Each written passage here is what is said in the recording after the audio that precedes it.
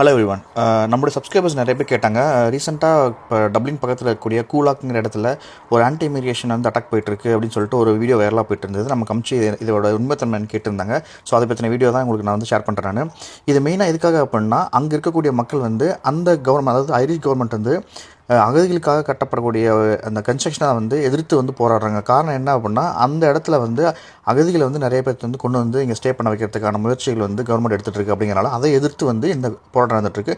So அதை தாண்டி மற்றபடி நம்ம வந்து இதில் நம்மளுடைய இந்தியர்கள் யாரும் வந்து இது வரைக்கும் தாக்கப்படலை அப்படிங்கிற ஒரு விஷயம் வந்து தெரிய வருது. அது மட்டும் இல்லாமல் இது வரைக்கும் ஒரு 15 பேர் வந்து அட்டாக் செய்யப்பட்டிருக்காங்க.